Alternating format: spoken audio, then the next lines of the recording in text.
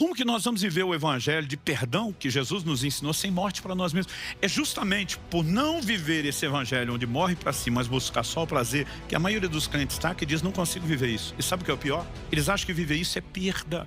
Então eles ficam tentando se salvar. Não, eu tenho que viver um misto de evangelho, que dê para eu curtir Deus e as coisinhas sem perder todos esses prazeres. Mas Jesus está dizendo, criatura, entenda que se você não quiser perder, você nunca vai salvar, você nunca vai ganhar. E diz, mas se você dispuser a perder, você vai ganhar. O que você precisamos entender que santidade é não a carne, não é perda, é ganho.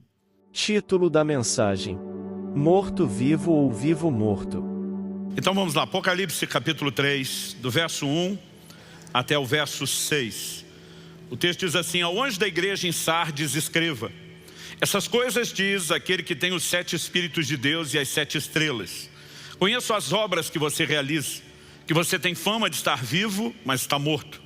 Fique vigiando e fortaleça o restante que estava para morrer, porque verifiquei que as obras que você realiza não são íntegras na presença do meu Deus. Lembre-se, pois, do que você recebeu e ouviu. Guarde-o e arrependa-se.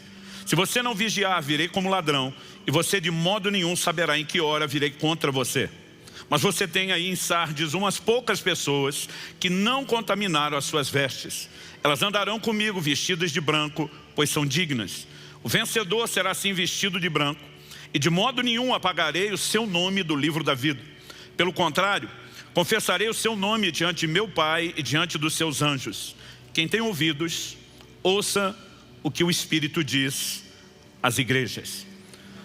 Pai, nós suplicamos a orientação, a direção do Teu Espírito Santo. Reconhecemos nossa limitação, tanto em comunicar como em receber a Tua palavra, e te pedimos que o Senhor nos leve além dessa esfera meramente humana e natural de entendimento. Nós oramos que os olhos do entendimento de cada um sejam iluminados pela ação do Teu Espírito Santo, o Espírito da verdade. Nós te pedimos que o Senhor nos conduza, ó Deus, a mais do que um mero material de reflexão momentânea que cesse depois. Nós oramos que a Tua palavra seja recebida, nós oramos que haja correspondência, nós oramos que a Tua palavra produza os devidos frutos em nome de Jesus e para a glória de Deus. Amém. Bom, o livro do Apocalipse tem esse nome porque a palavra Apocalipse, no original grego, ela significa revelação. Aliás, na língua portuguesa, nós utilizamos o nome grego da palavra revelação, que é Apocalipse. Mas, por exemplo, na língua inglesa, o título do livro é Revelação. E quando você olha o verso 1 do capítulo 1, a Bíblia chama de revelação de Jesus Cristo, a qual Deus lhe deu para mostrar aos seus servos as coisas que em breve devem acontecer, e que ele, enviando seu anjo, deu a conhecer ao seu servo João. O verso 2 diz que atestou a palavra de Deus e o testemunho de Jesus Cristo quanto a tudo que viu. Então a revelação que o próprio Deus comunica, a Jesus, que por meio de um anjo notifica João, que por sua vez comunica isso à igreja. O verso 3 começa dizendo, bem-aventurado aquele que lê e bem-aventurados aqueles que ouvem as palavras da profecia e guardam as coisas nelas escritas, pois o tempo está próximo. Estou dizendo isso porque para muito crente o Apocalipse é um livro assustador, sem contar que para muitos há um grande desafio em relação à questão de interpretação. Mas antes de falar a respeito de juízo, quando João está identificando a mensagem que ele recebe da parte do Senhor e que ele tem para comunicar, ele fala no verso 11 que ele ouviu uma voz forte como de trombeta dizendo, escreva num livro o que você vê e mande-o às 7 igrejas. Éfeso, Esmina, Pérgamo, Tiatira, Sardes, Filadélfia e Laodiceia. Todas essas 7 igrejas eram igrejas da Ásia. Particularmente aqui o texto que nós lemos do capítulo 3 é a mensagem dirigida à igreja de Sardes. Toda a mensagem do livro do Apocalipse é dirigida aos crentes de toda a época e de todos os lugares, quando falamos do livro como um todo. Mas nos capítulos 2 e 3 nós temos essas 7 cartas específicas dirigidas a igrejas locais. Só para contextualizar, imagine hoje o Senhor falando com 7 igrejas diferentes, cada uma vivendo uma história e um comportamento, e o Senhor de forma personalizada estava tratando com cada um deles. Mas obviamente tudo isso foi registrado porque o Senhor queria que nos alcançasse e a Bíblia nos mostra que há bem-aventurança em tudo aquilo que nós podemos receber. No verso 19, Jesus diz para João: escreve as coisas que você viu, as que são e as que depois dessas hão de acontecer. O Apocalipse pode ser dividido basicamente nesses três aspectos: as coisas que viste, as que são e as que hão de acontecer. As coisas que viste, no capítulo 1, ele descreve a visão que ele teve e como ele recebe a mensagem do resto do livro. As coisas que são, ele se dirige a essas igrejas falando do que estava acontecendo naquele tempo, naquele momento. Mas o Senhor diz: e as coisas que hão de acontecer. A partir do capítulo 4, todo o tom do livro sinaliza os eventos finais e que hão de acontecer. Então, para contextualizar, quando estamos lendo o capítulo 3, do verso 1 a 6, como lemos, isso era a realidade da igreja de Sardes naqueles dias. No entanto, Deus queria que eu e você soubéssemos como Ele tratou com a igreja daqueles dias, daquela época. Por quê? Porque essas verdades, de alguma forma, também nos atingem. Basicamente, nós precisamos reconhecer que ao dirigir-se a um grupo que ele intitula como igreja, ele está falando de uma comunidade dos santos, dos salvos, daqueles que experimentaram a salvação em Jesus. Mas a advertência trazida a esse grupo me traz temor, porque ainda no verso 1, ele diz: conheço as obras que você realiza, que você tem fama de estar vivo, outra tradução diz: tem nome de que vives, mas está morto. Então o Senhor diz: vigie, ou fique vigiando, fortaleça o restante que está para morrer. Ou seja, a morte está se instalando, mas ainda não necrosou tudo. As coisas ainda podem piorar, como também podem melhorar, podem ser revertidas. Então ele está dizendo claramente: fortaleça o restante que estava para morrer. E diz: porque verifiquei que as obras que você realiza não são íntegras na presença de meu Deus. A partir dessa advertência, vem a mensagem de conserto. Lembre-se, pois, do que você recebeu e ouviu. Volte à essência do Evangelho, aquilo que te foi anunciado desde a origem. E ele então declara o seguinte: não apenas guarde aquilo, mas arrependa-se por conta de tudo aquilo que você ouviu e não está guardando. Junto com o chamado ao arrependimento, ele reforça a advertência: se você não vigiar, virei como ladrão, e você de modo nenhum saberá em que hora virei contra você. Me assusta a declaração do verso 4. Mas você tem aí em Sardes umas poucas pessoas que não contaminaram suas vestes. Deus está dizendo: não é todo mundo que está avacalhando a vida cristã. Ainda existe um remanescente. Ainda existe gente me levando a sério. Depois de falar que apenas a menor parte o estava levando a sério, o Senhor ao mesmo tempo promete: elas andarão comigo vestidas de branco, pois são dignas. Então vem uma mensagem que é dirigida a todas as 7 igrejas: o vencedor. Em outras traduções, ao que vencer. Eu e você precisamos entender e presumir a partir dessa declaração que não são todos os que se converteram que automaticamente terminarão bem. Mas o Senhor está dizendo: ao que vencer, o vencedor será assim vestido de branco, e de modo nenhum apagarei o seu nome do livro da vida. Pelo contrário, confessarei seu nome diante de meu Pai e diante dos seus anjos. Quem tem ouvidos, ouça o que o Espírito diz às igrejas. Em outras palavras, Deus está dizendo: presta atenção, porque o assunto é sério, é delicado e não pode ser ignorado. Bom, uma vez que ele está se dirigindo à comunidade dos santos, dos salvos, do que já passaram por conversão, o que eu digo que me enche de temor é a declaração: se você me levar a sério, não contaminando as suas vestes, andando comigo vestido de branco, de forma alguma eu vou apagar o seu nome do livro da vida. Porque ele faria uma promessa de não apagar o nome, se o nome não pudesse ser apagado. Sabe, eu desde criança fui exposto a um ambiente de ensino bíblico que tinha uma mensagem mais ou menos assim: uma vez salvo, sempre salvo. E até hoje eu vejo pessoas sinceras e não necessariamente mal intencionadas que têm apresentado um evangelho que, em outras palavras, se resume: não importa a forma como você vive, se você garantiu a conversão, está tudo certo até o final. E essa não é a mensagem bíblica. O Senhor está dizendo: o que vencer, seu nome não será apagado. Então o que não vencer, vai acontecer o que com ele? Normalmente a gente usa Mateus 10:32, se você me confessar diante dos homens, eu vou te confessar diante do Pai. Como se fosse só a confissão da conversão. O Senhor está dizendo: me confessar é, mesmo depois de convertido, preservar tudo aquilo que você ouviu desde o início. E se você não sustentar isso, eu não sustento minha confissão sobre você diante do Pai. Então nós temos uma mensagem clara de advertência que precisa dar o tom de seriedade, que é aquele que eu espero que seja com o qual você receba a palavra de hoje. O Senhor fala, você tem nome de que vive, tem fama de estar vivo, mas está morto. Vamos fazer uma breve recapitulação doutrinária do que é que aconteceu conosco quando nós nos convertemos. Efésios 2, verso 1. Ele lhes deu vida quando vocês estavam mortos em suas transgressões e pecados. O que acontece na conversão?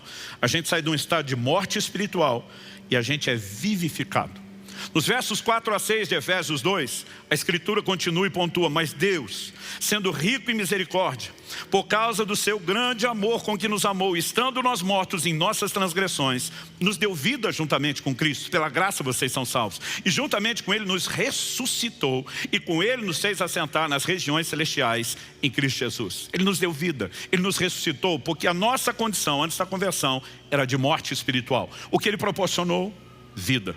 A partir do momento que eu e você saímos da morte do pecado e entramos na vida em Cristo, nós não podemos presumir que esse estado de vida seja inalterável. Ele está dizendo para a gente que saiu daquela morte espiritual, você tem nome de que vive, tem fama de estar vivo, mas está morto. Ele diz, o processo de necrosação já começou, dá para interromper, dá para reverter, mas a morte pode voltar a se instalar. Mas que houve essa regeneração, indiscutível. Lucas 15, 24, quando Jesus se refere ao filho pródigo, a frase usada naquela parábola é: ele estava morto e reviveu. Essa foi a condição do que eu e você passamos espiritualmente. Agora, há um paradoxo na vida cristã. Ele nos tira da morte do pecado para um lugar de vida espiritual. Mas agora que Ele nos vivificou, Ele nos chama para morrer. A mensagem que poderia ser apresentada como cerne da obra de santificação do Evangelho diz respeito à mortificação. Em Romanos 12, 1, Paulo diz, portanto, irmãos, pelas misericórdias de Deus, peço que ofereçam seu corpo como sacrifício vivo, santo e agradável a Deus. Esse é o culto racional de vocês, que oferecer o corpo como sacrifício vivo. Eu tenho repetido isso aqui, sacrifício vivo é um paradoxo, porque sacrificar é matar. Como é que o sacrifício é vivo? Paulo mata ou não mata? Paulo está dizendo mata, mas não é literal o seu corpo. O que é que eu mato? Em Colossenses 3,5, a Escritura diz, portanto, façam morrer tudo que pertence à natureza terrena. Ele está dizendo, mata o que está dentro do corpo, sua carnalidade, não o corpo. Colossenses 3, verso 5. Façam morrer tudo que pertence à natureza terrena. Vem a descrição do que é isso. Imoralidade sexual, impureza, paixões, maus desejos e avareza, que é a idolatria. Por causa dessas coisas aqui, vem a ira de Deus sobre os filhos da desobediência. Vocês também andaram nessas mesmas coisas no passado, quando viviam nelas. Agora, porém, abandonem igualmente todas essas coisas. Ira, indignação, maldade, blasfêmia, linguagem obscena no falar. Não mintam uns aos outros, uma vez que vocês se despiram da velha natureza com as suas práticas e se revestiram da nova natureza que se renova para o pleno conhecimento, segundo a imagem daquele que o criou. Na mensagem bíblica, seja aqui em Colossenses, em Efésios 4, 22 a 24, despisse do velho homem, revestisse do novo homem, ou despisse da velha natureza, revestisse da nova. É mudança de comportamento. E nós precisamos entender que isso é apresentado numa perspectiva de que abandonar o velho comportamento é fazer morrer a velha natureza. Então Ele nos tira de um lugar da morte espiritual do pecado, nos vivifica, mas Ele está dizendo, para você permanecer aqui, você tem que fazer morrer o que te manteve no estado de morte. Porque ou você mata a morte, aquilo que te fará morrer, ou ela vai se manifestar em você mesmo depois de uma experiência de conversão. Quando eu olho para o ensino do Novo Testamento, fica claro para mim que mesmo tendo recebido uma nova vida, é nossa responsabilidade decidir se nós vamos permanecer na nova realidade, na nova natureza, na nova criação ou na velha. Em Romanos 8,13 a Bíblia diz, porque se vocês viverem segundo a carne, caminharão para a morte. Mas se pelo Espírito mortificarem os feitos do corpo, certamente viverão. Então o paradoxo da vida cristã é Deus nos tira de um estado de morte, manifesta em nós vida. Ele diz, mas para que a vida funcione, você tem que continuar morrendo porque te matava. Senão a vida deixa de operar em você. Quando nós olhamos para a essência da obra da santificação, que é o desenvolvimento da salvação, nós precisamos reconhecer que a mortificação, da carne, o domínio próprio, a subjugação da velha natureza, é a essência da continuidade do processo que iniciou-se na conversão. E quando a gente olha por essa perspectiva, algo que nós precisamos entender, eu quero usar aqui a declaração de um camarada chamado Richard Sibbes, e diz, o cristão é uma pessoa estranha. ele está tanto morto como vivo, né? E a partir disso, eu e você precisamos entender o seguinte: quando falamos do cristão, ele saiu da morte espiritual, foi regenerado, mas ele é chamado para morrer para aquilo que antes o matava. Agora, a Bíblia mostra que essa pessoa que foi vivificada, ela pode permitir que a morte se instale novamente. Dito isso, o tema da minha mensagem é uma pergunta: morto-vivo ou vivo-morto? O que é que você quer ser? Há um cristão que morre para si mesmo, mas ele experimenta a vida de Deus. Eu vou chamá-lo de morto-vivo. Mas a Bíblia fala de pessoas que vivem ou têm nome de que vivem, mas estão mortas. Esse eu vou chamar de vivo-morto. Eu quero não só falar um pouquinho do que a Bíblia diz sobre cada um, mas depois nós vamos tentar concluir isso de forma prática. Então, em primeiro lugar, eu quero que você se pergunte: o que é que nós temos que pregar? Qual a essência da nossa mensagem? Outro dia vi alguém falando: minha mensagem é de vida, não é de morte. Eu digo: impossível você pregar vida sem pregar morte. Em primeiro lugar, você tem que levar a pessoa a reconhecer o estado de morte, porque ela precisa da vida de Deus. Segundo, para que ela permaneça na vida de Deus, ela tem que viver morrendo para si. Porque se ela decidir viver para si, ela vai morrer para Deus novamente. Então não é um ou outro, são os dois. Agora, a questão é entender o processo. O que se busca primeiro e o que é que isso desata. Então eu gosto de dizer que eu prego morte para levar a vida. Enquanto eu vejo, infelizmente, alguns por aí pregando um tipo de vida que está levando muitos à morte. Vamos pontuar as coisas com clareza. Quando falamos do morto-vivo, aquele que escolhe morrer para viver, algumas verdades não podem ser ignoradas, dizem respeito à essência do evangelho apresentado por Jesus. Marcos 8, verso 34. Então, convocando a multidão e juntamente seus discípulos, Jesus lhes disse: se alguém quer vir após mim, negue-se a si mesmo, tome a sua cruz e siga-me. Bom, negar-se a si mesmo não é uma frase difícil de entender. Mas o que significa tome a sua cruz e siga-me? Ao longo de toda a minha caminhada cristã, eu tenho visto os cristãos a todo tipo de interpretação para tomar a cruz. Para alguns, tomar a cruz é ter que lidar com algum problema. E já vi gente, ainda num tom de humor, me apresentando a sogra, dizendo: pastor, eis aqui minha cruz. Né? Como se de alguma forma a gente pudesse falar que a cruz é algo circunstancial. Para que você entenda o que Jesus falou, você precisa da lente cultural daqueles dias. Jesus morreu numa cruz, porque a crucificação era uma das formas mais comuns de execução praticadas pelo Império Romano. Agora, antes de ser crucificado, a Bíblia diz que Jesus foi obrigado a carregar a sua cruz. Por conta de todo o sofrimento e tortura que lhe foi infligido, ele não conseguiu levar a cruz o caminho todo. E a Bíblia diz que obrigaram um certo Simão Cirineu a carregá-lo. Mas por que os romanos impunham essa rota da vergonha, do camarada carregar a cruz antes da crucificação? Era uma maneira de admitir publicamente: minha vida está sentenciada, né? Ela terminou, eu estou sendo condenado à morte. Normalmente eram os criminosos que faziam isso. Então carregar a cruz significava admitir publicamente a sentença de morte. Talvez essa mensagem, tome a sua cruz e siga-me, poderia ser entendida em alguns estados dos Estados Unidos, na América do Norte, como: tome a sua cadeira elétrica e siga-me. Tome a sua injeção letal e siga-me. No entanto, não era apenas carregar o meio através do qual se morreria, mas era admitir publicamente que se estava sentenciado à morte. Ou seja, eu e você saímos no estado de morte espiritual do pecado, vivificados por Cristo, com um chamado claro: morrer para nós mesmos. Não existe um evangelho que exclua a cruz de Cristo, que deve ser aplicado em nossas vidas. Eu tenho visto gente dizer: não, Jesus já morreu para que nós não morramos. Eu digo: não é bem desse jeito. Ele sofreu uma condenação que você não precisa sofrer. Mas segundo aos Coríntios 5,14, fala com clareza: o amor de Cristo nos constrange, julgando logo nós isso: se um morreu, logo todos morreram. E os que agora vivem, por causa da morte dele, não devem mais viver para si mesmos, mas para aquele que por eles morreu e ressuscitou. Então Jesus está dizendo: você tem que negar-se a si mesmo. Ou seja, não existe um evangelho onde você simplesmente vive para você da forma como você quer. Se não há autonegação, se não há cruz, não é o evangelho. Mas olha o que Jesus diz na sequência, é isso que me deixa um pouquinho mais preocupado quando nós não entendemos isso e queremos viver de forma contrária. E diz: pois quem quiser salvar a sua vida, perderá. E quem perder a vida por minha causa e por causa do evangelho, esse a salvará. Honestamente, eu levei tempo para entender esse versículo. Ele me parecia uma contradição, porque a gente pensa em perder e salvar a vida sempre no sentido espiritual. Aí eu imaginava Jesus dizendo, peraí, quem quer salvar a sua vida, vai buscar salvação, perde. E que quem quer perder, está esculhambando, esse salva. Eu dizia, tem alguma coisa errada. Mas Jesus não está falando de perder ou salvar no sentido espiritual. Ele acabou de falar sobre você negar-se a si mesmo, tomar a cruz, admitir morte. Aí ele está dizendo, quem quer salvar a sua vida, quem quer escapar da cruz, quem quer fugir de um evangelho que significa autonegação, morte para si mesmo, vai dar ruim, ele no final é que vai acabar perdendo. Mas aquele que se dispõe a perder e aceita a cruz, esse vai salvar. Porque é aqui que a vida de Deus se manifesta. Quem está entendendo?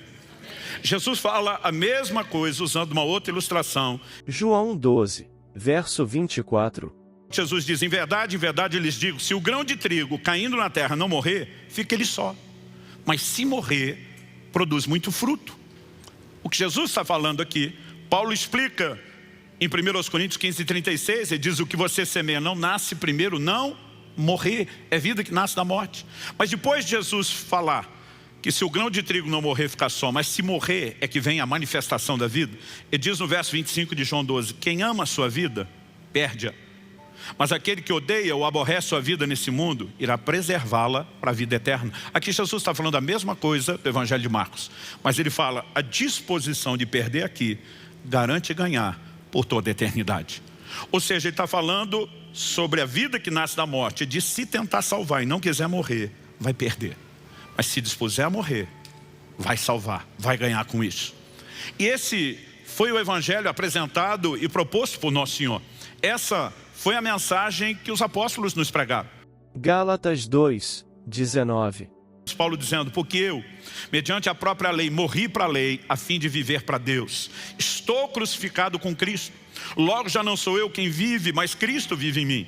E esse viver que agora tenho na carne, vivo pela fé no Filho de Deus, que me amou e se entregou por mim. Estou crucificado com Cristo. E diz aquilo que Cristo falou sobre tomar a cruz. E diz, eu admiti isso. Eu decidi viver isso. Ele não está falando apenas da identificação na obra realizada, mas ele fala sobre um estilo de vida. A forma como agora vamos viver o Evangelho significa que eu e você precisamos não só nos apropriar de uma morte substitutiva, que nos poupa de morrer, mas que nos permite morrer com Ele. Não no sentido da morte espiritual que nós merecíamos, mas justamente morrer para aquilo que nos matava, para preservar a vida que Ele tem nos oferecido. Quem está entendendo? Quando olhamos para a Escritura, o princípio de morrer para viver é muito claro. Quando eu considero esse paradoxo, olha o que... 2 Coríntios 4, verso 10. E diz assim, levamos sempre no corpo o morrer de Jesus, para que também a vida dele se manifeste em nosso corpo.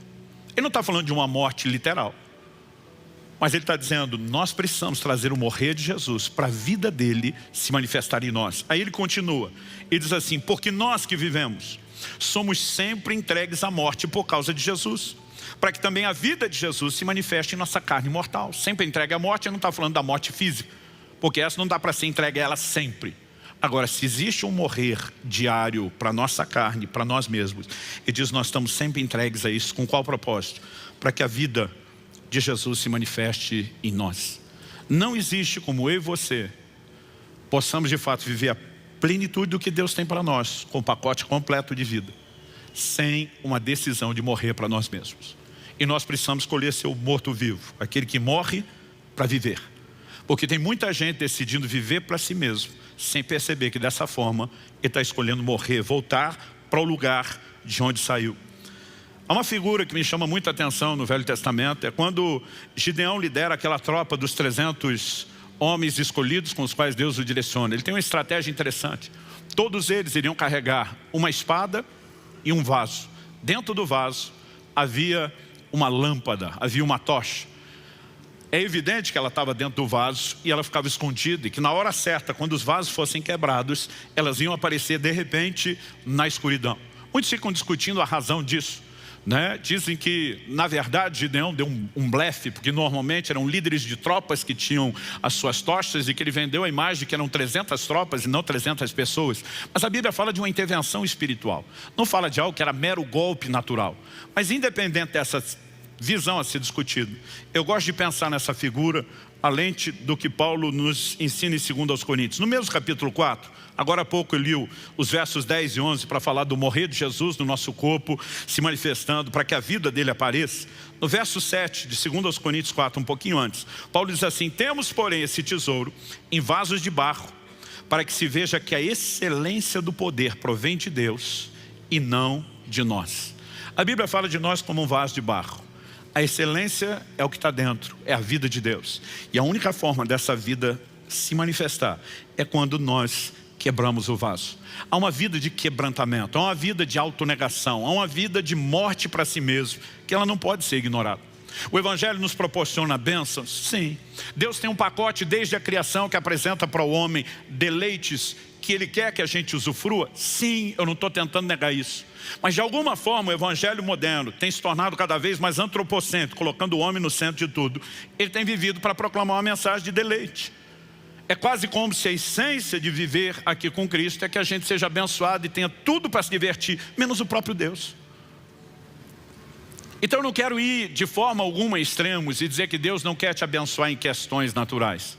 Mas eu gostaria de dar um tom nesse início de ano, de que é algo muito mais sublime, de que é algo muito mais elevado para que se busque, do que só as bênçãos naturais e terrenas. Paulo disse, é só para essa vida que nós esperamos em Cristo. Nós somos de todos os homens os mais dignos de lástima. Há algo maior e mais sublime do que tudo aquilo que Ele pode fazer numa esfera natural. Então não estou negando que Ele pode te fazer prosperar financeiramente, que Ele pode interferir na sua casa, que Ele pode te dar saúde, nada disso. Mas gente, nós precisamos pensar no Evangelho que proporciona mais do que isso. Quando Deus criou o homem lá no início, no Éden, o homem ainda não pecou, pressupõe-se, portanto, que ele está experimentando Deus na sua plenitude. E ainda que ele tenha livre acesso à presença de Deus, de alguma forma Deus disse, eu quero que você tenha outros tipos de alegrias e deleites. Então a Bíblia diz que Deus fez todo tipo de árvore frutífera, dizendo, você pode comer de tudo, menos dessa. Havia restrição para uma única, porque aquela única tinha restrição, porque Deus disse, se você tentar avançar esse limite proibido, você vai tentar entrar num nível de prazer que vai comprometer o que você tem comigo.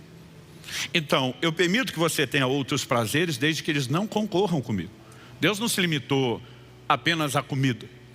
A Bíblia diz que Deus olha para um homem sozinho e diz, quero que você tenha companhia, que você tenha alegrias no nível da sua alma, e não só no plano espiritual. E a Bíblia diz que Deus decidiu fazer a mulher para o homem. Existe deleite nesse relacionamento, que não é só emocional, também é físico. E não existe absolutamente nada de errado quando usufruímos esses deleites. Seja comida, seja o relacionamento íntimo do casal. Mas Deus foi muito claro quando decidiu visitar o casal todo dia, dizendo, mas eu não quero que vocês deixem de desfrutar a minha presença.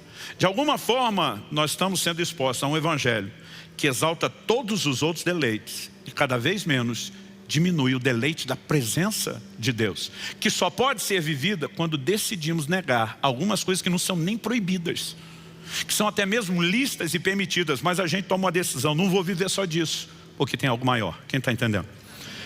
Bom, dito isso, eu quero falar daqueles que estão não no quadro do morto-vivo, mas estão vivendo como vivo-morto. Quando o Senhor diz, você tem nome de que vive, mas está morto, Ele está dizendo, dá para fazer pose, dá para ter um comportamento como se você fosse um crente sadio, sem na verdade ser. E quando Deus fala a respeito desse comportamento na vida desse povo da igreja de Sardes, algumas coisas que nós precisamos reconhecer. Verifiquei que as obras que você realiza não são íntegras na presença de meu Deus. E diz, lembra do que você recebeu, ouviu e guarde. Significa que eles não estavam guardando aquilo que tinham ouvido desde o início. Você começa a ver no próprio comportamento a denúncia do que significa aquela morte se instalando. E diz, se você não vigiar, eu venho contra você. E aí quando ele diz, principalmente no verso 5, de algumas poucas pessoas que não contaminaram as suas vestes, pressupõe-se que a maior parte das pessoas da igreja já estavam vivendo o evangelho comprometido. Já haviam se contaminado. Então nós precisamos entender que de alguma forma essas pessoas que têm nome de que vivem, mas estão mortas, são pessoas que começaram a comprometer os valores do evangelho e voltar às práticas pecaminosas que geram morte. Então, apesar de não ter comprometido completamente seu estado, já estavam no estado onde a necrose estava avançando, progredindo. Quando eu olho para o Novo Testamento, eu percebo algumas advertências. E honestamente eu acho que isso não tem sido enfatizado o tanto quanto deveria, né? Cada vez menos nós ouvimos mensagens sobre quebrantamento, sobre autonegação, sobre morrer para si mesmo. Quase que o tempo todo o encorajamento é apenas Deus quer que você seja feliz, como se felicidade se resumisse mera e exclusivamente a questões terrenas. Salmo 16:11 diz: na tua presença a plenitude de alegria, a tua destra delícias perpetuamente. Há algo na presença de Deus que bênção nenhuma, mesmo do próprio Deus, vai estar equiparada. Deus está dizendo: eu não tenho problema que você tenha isso, mas nunca perca aquilo que é mais elevado, nunca perca aquilo que é mais sublime, nunca perca aquilo que de fato te preenche e te realiza. Aí você olha para a história e você vê cristãos que não tinham nada, eram perseguidos e viviam profundamente realizados. Hoje em dia você vê crente que tem tudo e vive triste, deprimido, como se o evangelho não fosse bom o suficiente, quando ele não percebe que o foco daquilo que ele está buscando é que está distorcido. Então tem pessoas fazendo escolhas. Vamos para as advertências. Paulo, por 2 vezes, escrevendo a Timóteo, apresenta 2 advertências que merecem a nossa atenção. A primeira delas está na primeira epístola, a segunda que eu vou trazer está na segunda epístola. 1 Timóteo 5, versos 5 e 6. O contexto, ele está falando das viúvas, quais deveriam ser sustentadas pela igreja. Ele está dizendo aquelas que não tinham arrimo de família deveriam ser acolhidas, mas que as que tinham, as famílias deveriam sustentar. É uma orientação pastoral prática. Mas no meio disso vem um comentário. Paulo diz assim: aquela que é viúva de fato, não tem arrimo de família, e diz: e não tem ninguém para cuidar dela, espera em Deus e persevera em súplicas e orações noite e dia. E diz: o comportamento de alguém que está vivendo na dependência de Deus persevera em orações e súplicas noite e dia. Agora olha o que ele diz: entretanto, a que se entrega aos prazeres, mesmo viva, está morta. Ele simplesmente vai dizer: olha, presta atenção na que está se entregando a Deus e na que não, na hora de você fazer a lista de quem a igreja vai cuidar. Mas ele não chama atenção para algo que normalmente a gente não para perceber. Ele fala de uma pessoa que persevera na oração e na súplica, noite e dia, em plena dependência de Deus, porque não tem nada para extrair na dimensão natural de ninguém. Aqui não é nem mais a questão de prazeres, é de sobrevivência. Mas a Bíblia fala de uma outra que se entrega aos prazeres em vez de buscar Deus. E diz: essa, mesmo viva, vida biológica, está morta espiritualmente. Ele está falando de gente dentro da igreja. Assim como Jesus, falando da igreja de Sardes, ele está falando de gente morta dentro da igreja. Agora, olha a advertência da segunda epístola. 2 Timóteo, capítulo 3, de 1 a 5. E diz: mas você precisa saber disso. Nos últimos dias sobrevirão tempos difíceis. A maior parte das pessoas, quando lê a advertência bíblica sobre os tempos difíceis, ele imagina circunstâncias. Pastor, a Bíblia fala de guerras e rumores de guerra, que existe desde o início da humanidade. A Bíblia fala de pestes, que existe desde o início da humanidade. Obviamente, Jesus fala no final dos tempos sobre o que é traduzido como o princípio das dores. Isso é uma alusão às dores de parto. Quando está chegando o momento da mulher dar à luz, as contrações começam e elas vão se tornando cada vez mais fortes e com períodos cada vez menores. Pressupõe-se que no tempo do fim as mesmas coisas sempre aconteceram, iam acontecer com mais intensidade em tempos menores. Mas, se por um lado há esse clara advertência do que vai acontecer no tempo do fim, nós temos hoje capacidade, por conta de todo o desenvolvimento, principalmente da tecnologia, de viver um estilo de vida hoje que é muito melhor do que antigamente. Gente, como é que Paulo viajava a pregar o evangelho? Um nível de locomoção e transporte precário. Não era apenas a falta de conforto. Quando você pensa nos tempos que eles gastavam para se locomover pequenas distâncias. Eu às vezes viro à noite dentro de um avião com 1 ou 2 voos. Eu cruzo, né, o país do norte para o sul e dá tempo de estar num outro evento. E outra, não é só velocidade. Você vem no ar-condicionado, numa boa poltrona, com conforto, né? No meu caso já desenvolvi a arte de dormir sentado, né? E você simplesmente tem hoje uma facilidade de vida que não se tinha antigamente. Wesley, há poucos séculos atrás, viajava no lombo de um cavalo para pregar o evangelho. Nossa vida hoje é muito melhor quando você pensa em termos de estrutura do que antes. Alimentação. A Bíblia diz que Pedro estava com fome, a turma disse, vamos preparar o almoço. Pedro disse, vou orar. Por que vou orar? Porque o almoço não era que nem hoje, gente. Quando a turma dizia, vamos preparar o almoço, vamos matar o animal, esfolar o animal, né? Esquartejar o animal, limpar o animal, temperar o animal, acender o fogo. O processo de tudo era lento. E a quantidade de alimento que eles tinham era limitada. Hoje a gente tem abundância, tem facilidade. O povo antigamente com qualquer gripe morria. Hoje a gente tem um desenvolvimento da tecnologia que a medicina não está oferecendo só solução para enfermidades. Nós estamos podendo prevenir com o estilo de vida saudável, com o entendimento que temos. Ou seja, os tempos difíceis não eram necessariamente as circunstâncias. Olha a ênfase que a Bíblia dá sobre os tempos difíceis. Nós lemos o verso 1, agora vamos continuar, verso 2. Pois, e agora vem a conclusão, os seres humanos serão egoístas, avarentos, orgulhosos, arrogantes, blasfemadores, desobedientes aos pais, ingratos, ímpios, sem afeição natural, implacáveis, caluniadores, sem domínio de si, cruéis, inimigos do bem, traidores, atrevidos, convencidos, preste atenção nessa, mais amigos dos prazeres do que amigos de Deus, tendo forma de piedade, mas negando o poder dela. Fique longe também desses. Pedro dizia a Timóteo, fique longe. Ele está dizendo, ei, não estou falando do ímpio esculhambado no pecado, não. Ele está falando essas características, todos esses péssimos adjetivos, vai se manifestar em gente dentro da igreja. O que ia ficar pior é o comportamento do ser humano, não necessariamente as circunstâncias. E tudo isso é sempre uma inclinação ao quê? A velha natureza, a carnalidade.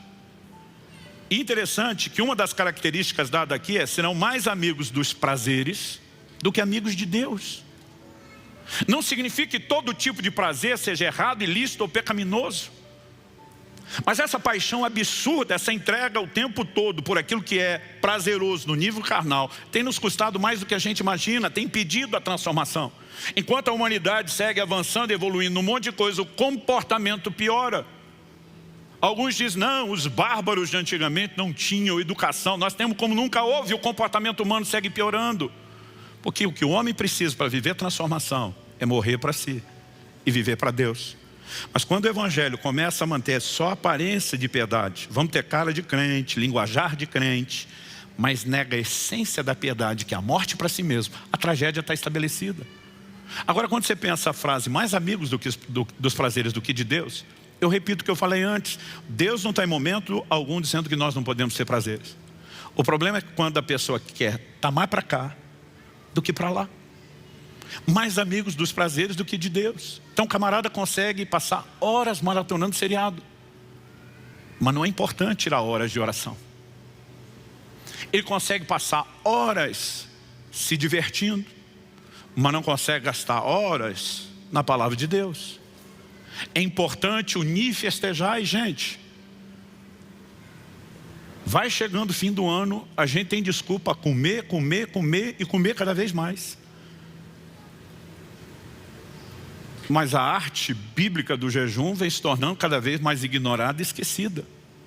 Porque nós estamos hoje obcecados por todo tipo de prazer, mas muito pouco obcecados por Deus. E sem o entendimento de que para entrar nesse lugar mais profundo, a necessidade de que você morra não só para aquilo que te mantinha totalmente morto no pecado, mas até para prazeres lícitos. Por exemplo, o apóstolo Paulo escreve em 1 Coríntios 7, ele começa nos primeiros versículos dizendo que o casal cristão deve manter uma vida de intimidade física regular, frequente. Eu sempre brinco que ele está dizendo que tem que ter avivamento nessa área também. Mas quando chega o verso 5, ele diz assim, não vos priveis um ao outro, não se neguem em relação à intimidade, ele diz, a não ser. Aí vem a única exceção. Ele diz, por mútuo consentimento, por um pequeno período de tempo, para vos dedicardes à oração. Ele não está dizendo que para o casal cristão orar não pode ter intimidade. Mas quando ele fala de dedicar, ele está falando, se você quer mergulhar no lugar profundo da oração, às vezes você precisa dar uma pausa nos outros deleites, porque eles te desligam. Em agosto do ano passado, eu estava num desses períodos de jejuns prolongados que eu tenho decidido a manter frequente na minha vida. E um homem de Deus, eu diria que é um dos gigantes espirituais da nossa nação. A gente estava num evento junto. E como eram alguns dias juntos, eu não conseguia esconder dele, estava jejuando. Quando nos mandaram buscar no aeroporto, ele nos chamou para o almoço, falei, olha, eu posso sentar, mas não estou comendo hoje. Não, então deixa quieto, vai para o hotel. À noite nós comemos. Eu falei, olha, à noite eu também não vou estar comendo. Ele falou, então depois a gente combina. Aí estávamos no evento à noite, ele falou, amanhã vamos tomar o café da manhã juntos. Falei, olha, eu sento com vocês, mas eu ainda não estou comendo. Ele olhou para mim e falou, você vai comer quando? Eu falei, na verdade nós não vamos comer. Eu posso sentar, posso conversar com vocês. Ele falou, então pelo jeito você está num jejum prolongado. Eu falei, estou. Ele falou, não quero ser invasivo. Há quantos dias você já está? Eu falei, bastante. Ele falou, quanto tempo vai? Eu falei, vai longe. Eu vou subir, eu preciso te fazer uma pergunta. Ele falou, não quero ser invasivo. Ele falou, tenta me dizer, porque ele falou, você talvez seja, e ele é bem relacionado, ele falou, você talvez seja uma das pessoas que eu conheço que mais jejua. O que é que tem te atraído tanto a esse lugar? Eu falei, pastor, se o senhor me perguntasse isso aos 18 anos de idade, minha resposta seria, eu quero poder, eu quero sobrenatural, eu quero ativar os milagres. Hoje, a minha resposta é outra. Eu falei, para explicá-la, eu vou te dar uma volta. Eu falei, algo interessante que acontece no jejum é a forma como o seu paladar vai ficando acurado pela própria limpeza, desintoxicação que o organismo passa. Então, por exemplo, quando você volta do jejum, ou mesmo se você provar alguma coisa no jejum, né, café, por exemplo, café sem açúcar, ele vai ficando doce. E a sensação que eu tenho é que mesmo o expresso sem nada de açúcar, ele é doce a ponto de ficar enjoativo. Aí eu falei para ele, isso é algo comum quando o seu corpo está passando por toda essa limpeza e desintoxicação, né? Então você volta de um jejum, as frutas são exageradamente doces. Mas de repente você olha um camarada jogando leite condensado na salada de fruta e dá vontade de voar no pescoço dele e gritar, ei, isso já é doce. Só que ele não sente mais o doce daquilo, porque o consumo regular dele de açúcar deixou ele tão intoxicado e comprometido que ele não percebe. Então ele precisa de uma outra coisa, porque o que está lá não está mais sendo percebido. Eu falei, esse é o exemplo do natural. Espiritualmente, a sensação que eu tenho, que quanto mais a gente jejua, a gente se desintoxica dessas porcarias. E a gente começa a perceber a doçura, os deleites espirituais de uma forma como normalmente nós não percebemos. Falei, hoje, a percepção da presença de Deus, o entendimento da palavra, a sensibilidade ao mover do Espírito, as direções que Ele traz quando a alma está silenciada, quando a carne está morta, é uma coisa impressionante. E nessa hora você começa a entender o que é ser mais amigo de Deus do que dos deleites. Mas quando nós queremos ser mais amigo dos deleites do que de Deus, dos prazeres, nós não vamos viver a plenitude do que Ele tem. Quem está entendendo? A Bíblia está falando de gente frequentando a igreja, com o nome de que vive, mas está morto. Tal Walking Dead versão gospel. A turma olha e está movimentando, está fazendo escolha, mas a morte está se instalando. E o pior, ela pode ser tão intensa que o leve ao lugar de onde ele saiu. John Owen, pregador de santificação dos séculos passados, dizia, Jesus Cristo não leva para o céu ninguém que Ele não tenha santificado na terra. Essa cabeça vive não admite membros mortos. E essas advertências precisam ser trazidas ao meu e ao seu coração. Bom, para terminar, além desse chamado de entender o que é escolha, o que eu e você precisamos de fato fazer, Romanos capítulo 8, verso 13, quando eu falei no início de quem se inclina para a carne caminha para a morte, mas quem se inclina para o Espírito para a vida, eu acho que esse texto tem que ser lido dentro de um contexto. Eu já apresentei a visão do que é morrer para viver, que é o morto-vivo, do que é viver como morto, que é o vivo-morto. Mas de forma prática, o que é que eu e você precisamos fazer? Jesus fala de alguém que estava morto e reviveu. Então, a condição de quem não se converteu é de morte espiritual. Para quem sequer experimentou a vida, o que essa pessoa precisa? Efésios 2,8 diz, pela graça sois salvos mediante a fé. Isso não vem de vós, é um dom de Deus, não vem das obras para que ninguém se glorie. E nós começamos a pregar um evangelho que salva. Mas muitas vezes nós só falamos da fé. Jesus dizia, arrependei-vos e crede no evangelho. Ele mandou que seus apóstolos pregassem o arrependimento e a fé. Então nós sabemos que essa pessoa precisa de arrependimento e fé. Agora, o que acontece com alguém que saiu daqui? Foi vivificado, mas depois de vivificado, começou a necrosar. O seu comportamento passou a reproduzir o estilo de vida de antes. A morte começou a prevalecer e impedi-lo de provar dessa vida. Essa pessoa precisa de restauração. E há níveis onde isso pode acontecer. Para aquela igreja ele está dizendo, olha, consolida o que estava para morrer. Ele disse, você não morreu por completo.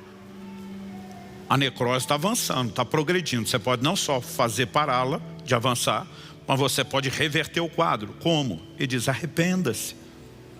Mas há pessoas que voltaram exatamente ao lugar que saíram. Tiago 5, verso 19 e 20. Meus irmãos, se alguém entre vocês se desviar da verdade, aí diz assim, e alguém o converter, saibam que aquele que converte o pecador do seu caminho errado, salvará da morte a alma dele e cobrirá uma multidão de pecados. Então a Bíblia diz, alguém desviou da verdade, saiu da morte espiritual, veio para a vida. Mas em algum momento ele deixou de andar na verdade que propõe a autonegação. E ele se desviou, ele voltou para a morte. Ele ainda pode ser salvo, como foi salvo na primeira vez. A Bíblia diz, se alguém o converter, então esse desviado precisa de uma conversão igual a que aconteceu na primeira vez. Nós precisamos entender que é a única forma dele escapar da morte. Agora, não importa o quadro da pessoa, se é alguém que nunca converteu e precisa de conversão, se é alguém que converteu e precisa só de uma restauração, ou se é alguém que precisa de uma reconciliação, aquele nível de reconversão. Todo posicionamento que possa trazer vida, ele começa com arrependimento. A palavra arrependimento no original grego, metanoia, ela significa mudança de mente, de atitude, de pensamento. Por exemplo, a gente citou o filho pródigo que Jesus disse estava morto e reviveu. Está em Lucas 15, 24. Mas no verso 17, a Bíblia diz que o processo inicia quando? A Bíblia diz que ele caiu em si. Para dizer que ele caiu em si, significa que toda a bobagem que ele fez antes, ele estava fora de si. Assim como Pedro, quando negou Jesus, e a Bíblia diz o galo canta, ele lembra a advertência de Jesus. A Bíblia diz que Pedro, caindo em si, chorou amargamente. Significa que ele estava fora de si. É por isso que estava negando o Senhor. Então nós precisamos de uma consciência, reconhecer o nosso estado, então decidir mudar. Eu preciso da mudança, que sozinho eu não vivo, mas que me submetendo a Deus eu posso viver. Não há morte que prevaleça quando eu e você nos inclinamos à vida que Deus disponibiliza. Em Ezequiel 37, a nação está vivendo o pior período da apostasia da sua história. Eles estão dizendo, acabou-se a nossa esperança. É nessa hora que Deus dá uma visão para o profeta Ezequiel.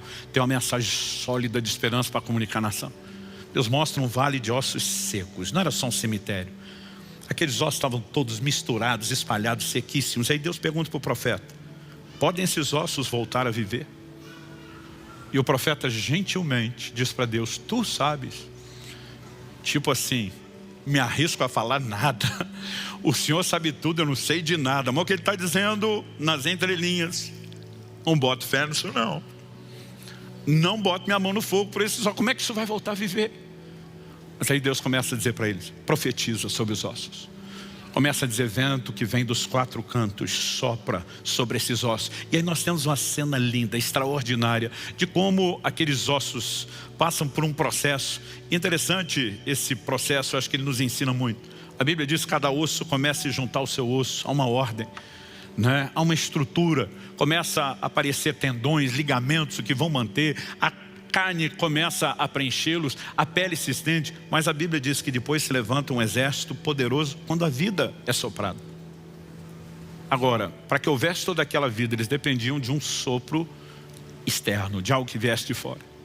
Quando a Bíblia fala do cristão, ela fala de um recurso que é interno. Então vamos voltar no Romanos 8, para entender o verso 13, vamos começar no 9. E diz, vocês porém não estão na carne, mas no Espírito, se de fato o Espírito de Deus habita em vocês. E se alguém não tem o Espírito de Cristo, esse tal não é dele. Se porém Cristo está em vocês, a pessoa do Espírito Santo, o corpo na verdade está morto por causa do pecado, mas o Espírito é vida por causa da justiça. Se em vocês habita o Espírito daquele que ressuscitou Jesus dentre os mortos, o mesmo Espírito que também ressuscitou os ossos da visão de Ezequiel 37, esse mesmo que ressuscitou Cristo dentre os mortos, vivificará também o corpo mortal de vocês, por meio do seu Espírito que habita em vocês. Assim, pois, irmãos, somos devedores, não à carne, como se estivéssemos obrigados a viver segundo a carne. Porque se vocês viverem segundo a carne, caminharão para a morte, mas se pelo Espírito mortificarem os feitos do corpo, certamente viverão. Há um lugar nessa caminhada da vida espiritual, onde eu e você começamos a nos inclinar ao domínio do Espírito. Não é só o poder do Espírito, não são só os dons, não são só as manifestações, mas a capacidade dele de reinar sobre mim e sobre você. Jesus propôs um evangelho que, se você não entendemos o que é a morte para nós não vamos viver. Como que você vira a face para alguém que te bateu nela? Como que você vira a outra? Eu não consigo imaginar um crente dizendo: nossa, estava esperando o dia inteiro por essa oportunidade de levar um tabefe e expressar o amor de Jesus que espontaneamente brota de mim. Naquele momento você tem que decidir morrer para você. Quando Jesus disse: se obrigar a caminhar uma milha, vá a segunda. Você decide morrer para você.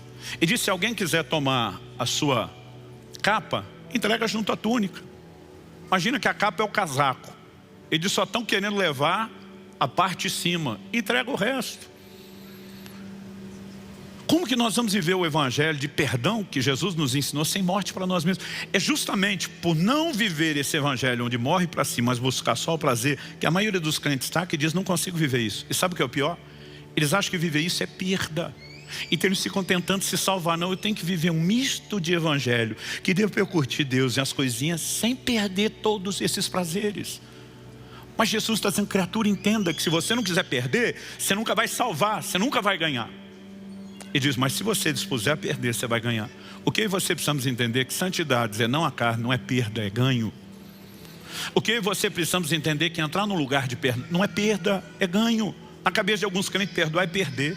Eu não vou lutar por aquilo que é justo, eu não vou me vingar, eu vou ser uma pessoa passiva, frouxa, estou perdendo. Não, você está ganhando. E se a mentalidade não mudar, nós jamais vamos viver plenamente a vida que Deus tem para nós. Mas isso é uma escolha. E cada vez que Deus nos chama um exame e diz: tem morte aí, cuida, porque se você não parar essa morte, o resto vai terminar de morrer. Mas ao mesmo tempo vê Ele dizendo: arrependa. Ele está dizendo: não estou te confrontando porque acordei hoje querendo implicar com alguém. Ele está dizendo: eu te amo tanto que eu não quero te perder, e eu vou lutar por você, o que for preciso e necessário. Basicamente ele está dizendo: eu não morri para você viver meio evangelho, um evangelho meia boca. Eu me entreguei para que você vivesse o pacote completo.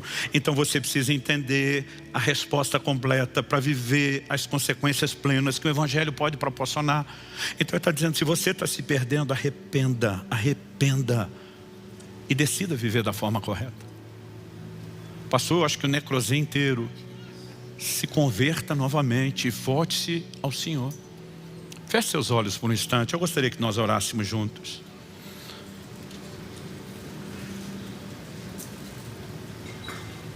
Thomas Manton diz: cristãos mortificados são a glória de Cristo.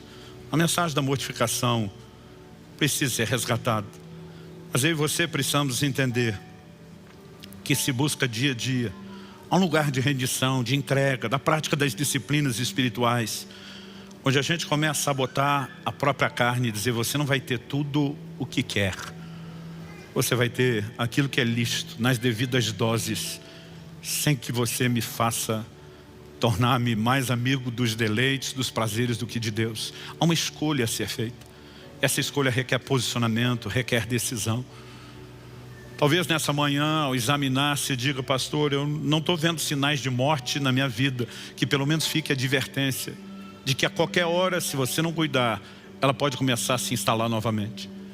Mas se você quer ser confessado diante do Pai, se você quer um nome que não seja apagado, você tem que escolher viver vestido de branco. Você tem que escolher não se entregar às impurezas. Você tem que escolher valorizar os verdadeiros deleites que vêm da intimidade com Deus, da comunhão com Deus. Não há nada, nada, nada nesse mundo que se compare a esse lugar.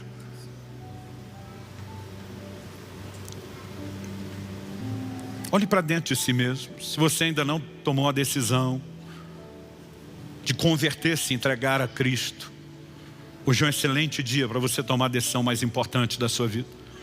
Se você tem se afastado dele, se desviado e precisa reconectar, começar de novo, hoje é um excelente dia para que você tome essa decisão.